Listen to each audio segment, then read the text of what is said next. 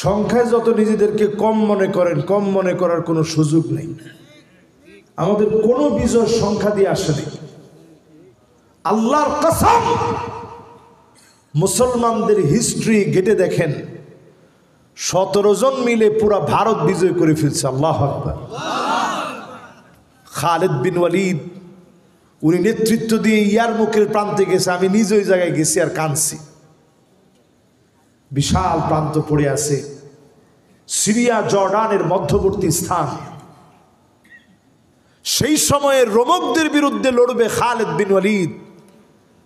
সৈন্য ছিল 36,000। সুবহানাল্লাহ কোন জোরে কোন কত হাজার? বিপরীতে তারা ছিল 2,40,000। আমাদের চেয়ে বেশি কত? মাশাআল্লাহ, এখানে পাক্কা ব্যবসায়ী উনি। তো সবাই মিলে এখন কত বেশি? 2,04,000 বেশি সৈন্য নিয়ে আমাদের সঙ্গে লড়বে। ওই সময়ের পড়া শক্তি রোমকদের চাইতে বড় শক্তিশালী তখন আর কেউ ছিল না। আমাদের সঙ্গে তারা লড়বে।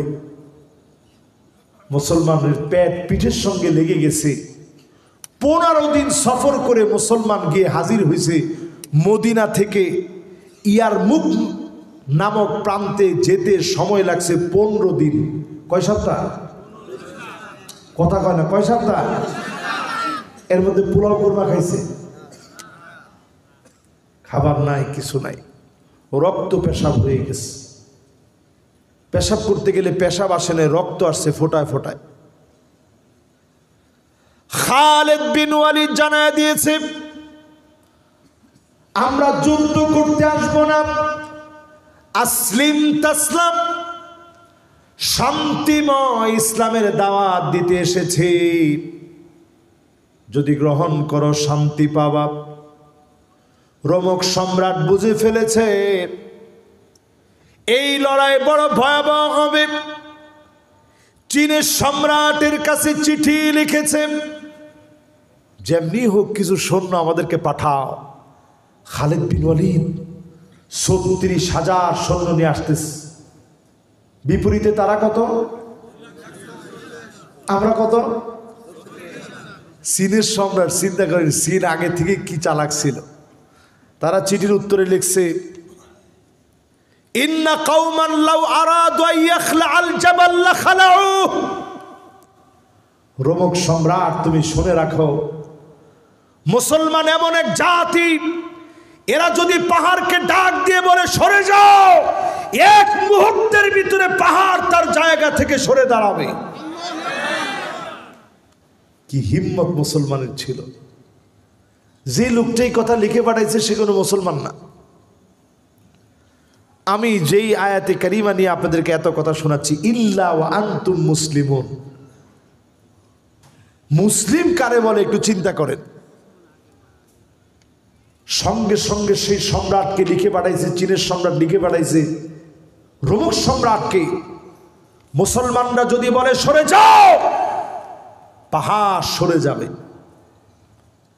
এই চিঠি পাওয়ার পরে রোমক সম্রাটের সাহস বাড়ছে।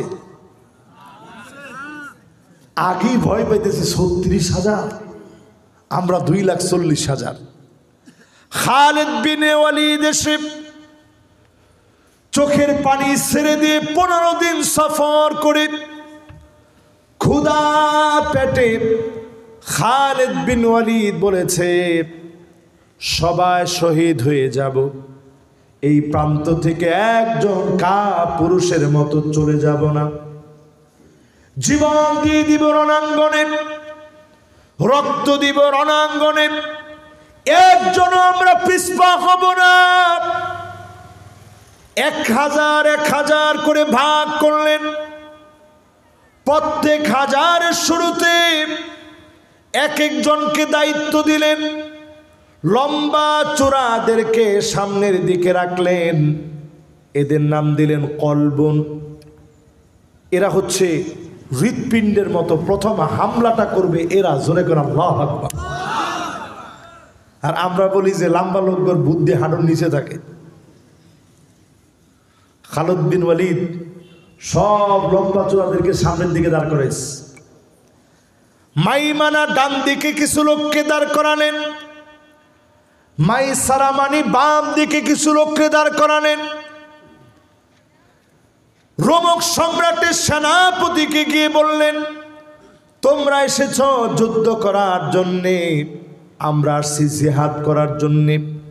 জিহাদ আর যুদ্ধের পার্থক্য হলো, তোমরা জীবন দিবা, একজন মারা গেলে 10 জন দৌড় মেরে চলে যাবে। আর আমরা যারা আসছি, একজন মারা যাবে, জায়গায় তারা অন্যজন জিহাদ শুরু করে দিবে। বলেন আল্লাহু আকবার। 5 তারিখের দৃশ্যপট একটু দেখেন। পুলিশ নিজে বলতেছে, স্যার যেটারে মারি ওইটাই মরে। আরেকটাও আরে কথা কয় না, আরেকটাও।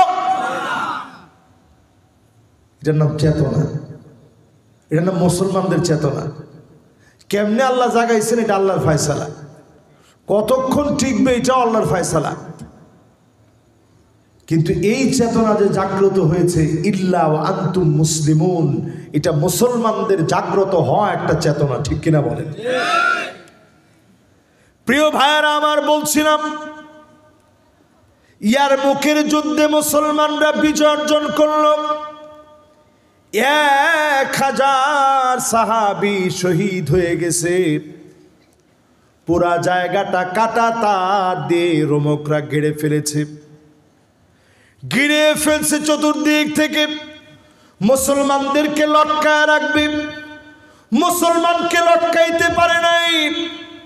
এক একজন মুসলমানের 5টা 6টা করে তরবারি ভেঙে গেছে।